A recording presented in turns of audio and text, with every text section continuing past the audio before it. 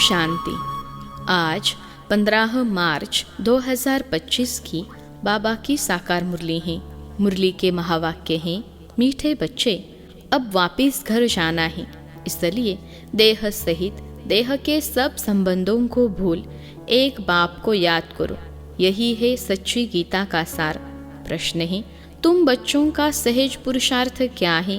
उत्तर है, बाप कहते हैं तुम बिल्कुल चुप रहो। चुप रहने से ही बाप का वर्षा ले लेंगे। बाप को याद करना है, सृष्टि चक्र को फिराना है। बाप की याद से तुम्हारे विकर्म विनाश होंगे, आयु बड़ी होगी और चक्र को जानने से चक्रवर्ती राजा बन जाएंगे। यही है सहज पुरुषार्थ। ओम शांति। मीठे मीठे रूहानी बच्चों प्रति रूहानी बाप फिर से समझा रहे हैं। रोज रोज समझाने देते हैं। बच्चे तो समझते हैं, बरोबर हम गीता का ज्ञान पढ़ रहे हैं। कल्प पहले मुहाफिक, परंतु श्री कृष्ण नहीं पढ़ाते।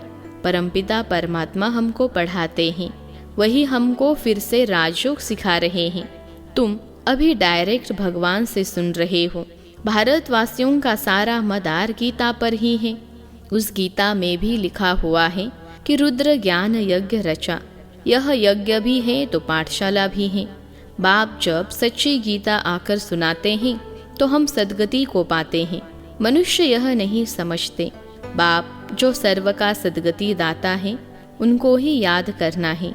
गीता भल पढ़ते आए हैं, परंतु रचयिता और रचना को न जानने कारण नेति नेति करते आए हैं। सच्ची गीता तो सच्चा बाप ही आकर सुनाते हैं। यह है विचार सागर मंथन करने की बातें।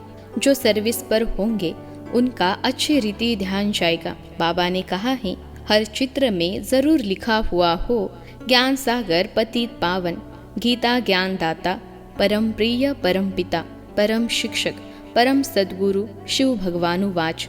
यह अक्षर तो जरूर लिखो जो मनुष्य समझ जाए। त्रिमूर्ति शिव परमात्मा ही गीता का भगवान है, न कि श्री कृष्ण। ओपिनियन भी इस पर लिखाते हैं। हमारी मुख्य है गीता। बाप दिन प्रतिदिन नई नई पॉइंट्स भी देते रहते हैं। ऐसे नहीं आना चाहिए कि आगे क्यों नहीं बाबा ने कहा, ड्रामा में नहीं था। बाबा की मुरली से नई नई पॉइंट्स निकलनी चाहिए। लिखते भी हैं राइज और फॉल। हिंदी में कहते हैं भारत का उत्थान और पतन। राइज अर्थात construction of DT dynasty. 100% purity, peace, prosperity की स्थापना होती है। फिर आधा कल्प बाद फॉल होता है, डेविल डिनेस्टी का फॉल। राइज एंड कंस्ट्रक्शन डीटी डिनेस्टी का होता है। फॉल के साथ डिस्ट्रक्शन लिखना चाहिए। तुम्हारा सारा मदार गीता पर है। बाप ही आकर सच्ची गीता सुनाते हैं। बाबा रोज इस पर ही समझाते हैं। बच्चे तो आत्मा ही हैं। बाप कहते हैं, इन देह के सारे पसारे यानी विस्तार को भूल अपने को आत्मा समझो। आत्मा शरीर से अलग हो जाती है तो सब संबंध भूल जाती हैं। तो बाप भी कहते हैं, देह के सब संबंध छोड़ अपने को आत्मा समझ मुझ बाप को याद करो। अभी घर जाना है ना, आधा कल्प वापिस जाने के लिए ही इतनी भक्ति आदि की है। सतयुग में तो कोई वापिस जाने का पुरुषार्थ नहीं करते हैं। वहाँ तो सुख ही सुख है। गाते भी हैं, दुख में सिमरन सब करे, सुख में करे न कोई। परंतु सुख कब है दुख कब है यह नहीं समझते हैं। हमारी सब बातें हैं गुप्त। हम भी रूहानी मिलिट्री है ना, शिव बाबा की शक्ति सेना है।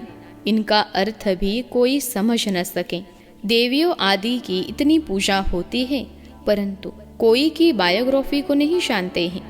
जिनकी पूजा करते हैं उनकी बायोग्राफी को जानना चाहिए ना। ऊंचते ऊंच शिव की पूजा है, फिर ब्रह्मा विष्णु शंकर की, फिर लक्ष्मी नारायण राधे कृष्ण के मंदिर हैं, और तो कोई है नहीं। एक ही शिव बाबा पर कितने भिन्न भिन्न नाम रख मंदिर बनाए हैं। अभी तुम्हारी बुद्धि में सारा चक्र है। ड्रामा में मुख्य एक्टर्स भी होते हैं ना, वह है हद का ड्रामा, यह है बेहद का ड्रामा। इसमें मुख्य कौन कौन है यह तुम जानते हो। मनुष्य तो कह देते राम जी संसार बना ही नहीं है, इस पर भी एक शास्त्र बनाया है। अर्थ कुछ भी नहीं समझते।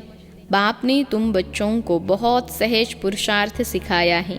सबसे सहज पुरुषार्थ है तुम बिल्कुल चुप रहो। चुप रहने से ही बाप का वर्षा ले लेंगे। बाप को याद करना है, सृष्टि चक्र को याद करना है। बाप की याद से तुम्हारे विकर्म विनाश होंगे, तुम निरोगी बनेंगे, आयु बड़ी होगी। चक्र को जानने से चक्रवर्ती राजा बनेंगे। अभी हो नरक के मालिक, फिर स्वर्ग के मालिक बनेंगे। स्वर्ग के मालिक तो सब बनते हैं, फिर उसमें है पद। जितना आप समान बनाएंगे उतना ऊंच पद मिलेगा। अविनाशी ज्ञान रत्नों का दान ही नहीं करेंगे तो रिटर्न में क्या मिलेगा? कोई साहूकार बनते हैं तो कहा जाता है इसने पास्ट जन्म में दान पुण्य अच्छा किया है। अभी बच्चे जानते हैं रावण राज्य में तो सब पाप ही करते हैं। सबसे पुण्य आत्मा है श्री लक्ष्मी नारायण। हाँ, ब्राह्मणों को भी ऊंच रखेंगे। जो सबको ऊंच बनाते हैं वह तो प्रारब्ध है। यह ब्रह्मा मुख वंशावली ब्राह्मण कुलभूषण श्रीमत पर यह श्रेष्ठ कर्तव्य करते हैं। ब्रह्मा का नाम है मुख्य। त्रिमूर्ति ब्रह्मा कहते हैं ना। अभी तुमको हर बात में त्रिमूर्ति शु कहना पड़े। ब्रह्मा द्वारा स्थापना, शंकर द्वारा विनाश, यह तो गायन है ना। विराट रूप भी बनाते हैं परंतु उसमें न शु को दिखाते हैं न ब्राह्मणों को दिखाते हैं। यह भी तुम बच्चों को समझाना है। तुम्हारे में भी यथार्थ रीति मुश्किल कोई की बुद्धि में बैठता है। अथाह पॉइंट्स है ना, जिसको टॉपिक्स भी कहते हैं। कितनी टॉपिक्स मिलती हैं। सच्ची गीता भगवान के द्वारा सुनने से मनुष्य से देवता विश्व के मालिक बन जाते हैं। टॉपिक कितनी अच्छी है परंतु समझाने का भी अक्ल चाहिए ना। यह बात क्लियर लिखनी चाहिए जो मनुष्य समझे और पूछे। कितना सहज है। एक एक ज्ञान की पॉइंट्स लाखों करोड़ों रुपयों की हैं, जिससे तुम क्या से क्या बनते हो। तुम्हारे कदम कदम में पदम है, इसलिए देवताओं को भी पदम का फूल दिखाते हैं। तुम ब्रह्मा मुख वंशावली ब्राह्मणों का नाम ही गुम कर दिया है। तुम ब्राह्मण लोग कच्छ में कुरम गीता लेते हैं। अभी तुम हो सच्चे ब्राह्मण। तुम्हारे कच्छ यानी बुद्धि में है सत्यम, उनके कच्छ में है कुरम। तो तुमको नशा चढ़ना चाहिए। हम तो श्रीमत पर स्वर्ग बना रहे हैं। बाप राजयोग सिखला रहे हैं। तुम्हारे पास कोई पुस्तक नहीं है, लेकिन यह सिंपल बैज ही तुम्हारी सच्ची गीता है। इसमें त्रिमूर्ति का भी चित्र है, तो सारी गीता इसमें आ जाती है।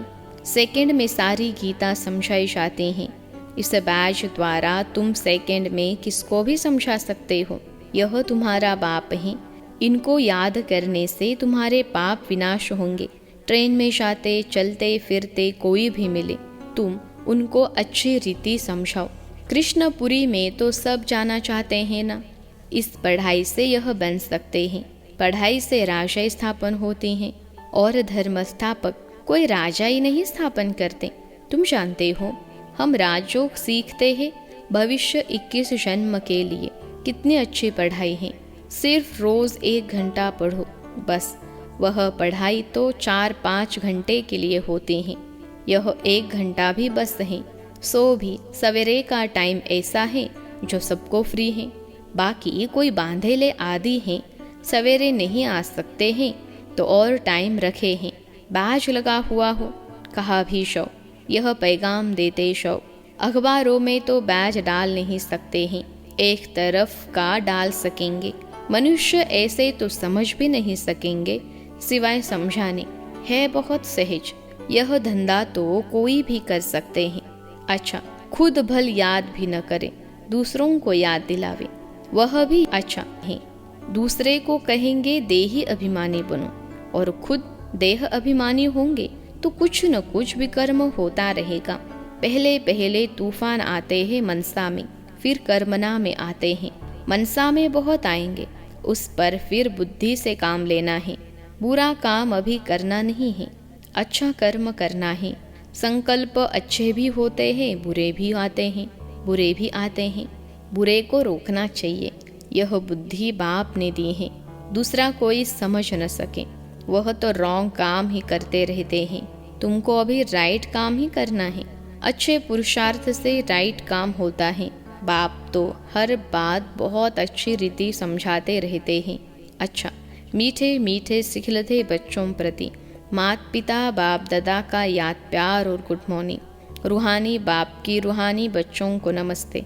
हम रूहानी बच्चों की सिखलते रूहानी माता पिता बाप दादा को याद प्यार गुड मॉर्निंग और नमस्ते बाबा नमस्ते। धारणा के लिए मुख्य सार पहली पॉइंट है, यह एक एक अविनाशी ज्ञान का रत्न लाखों करोड़ों रुपयों का है। इन्हें दान कर कदम कदम पर पद्मों की कमाई क्षमा करनी है। आप समान बनाकर ऊंच पद पाना है। दूसरी पॉइंट है, विकर्मों से बचने के लिए देही अभिमानी रहने का पुरुषार्थ करना है। मनसा में कभी बुरे संकल्प आए तो उन्हें रोकना है, अच्छे संकल्प चलाने हैं। कर्मेंद्रियों से कभी कोई उल्टा कर्म नहीं करना है। आज का वरदान है, रूहानियत के प्रभाव द्वारा फरिश्तेपन का मेकअप करने वाले सर्व के स्नेही भव। रूहानियत के प्रभाव द्वारा फरिश्तेपन का मेकअप करने वाले सर्व के स्नेही भव। विश्लेषण है, जो बच्चे सदा बाप दादा के संग में रहते हैं उन्हें संग का रंग ऐसा लगता है जो हर एक के चेहरे पर रूहानियत का प्रभाव दिखाई देता है। जिस रूहानियत में रहने से फरिश्तेपन का मेकअप स्वतः हो जाता है। जैसे मेकअप करने के बाद कोई कैसा भी हो लेकिन बदल जाता है, मेकअप करने से सुंदर लगता है।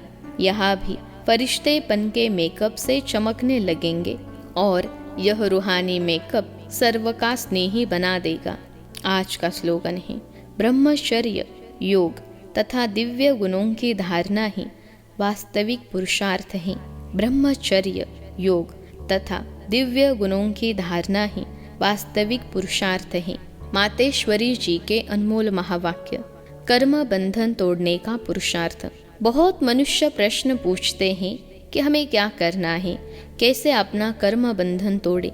अब हरेक की जन्म पत्री को तो बाप जानता है। बच्चे का काम है एक बार अपनी दिल से बाप को समर्पित हो जाए, अपनी जवाबदारी उनके हाथ में दे देवे। फिर वो हरेक को देख राय देगा कि तुमको क्या करना है। सहारा भी प्रैक्टिकल में लेना है, बाकी ऐसे नहीं सिर्फ सुनते रहो और अपनी मत पर चलते चलो। बाप साकार हैं तो बच्चों को भी स्थूल में पिता गुरु टीचर का सहारा लेना है। ऐसे भी नहीं आज्ञा मिले और पालन न कर सके तो और ही अकल्याण हो जाए।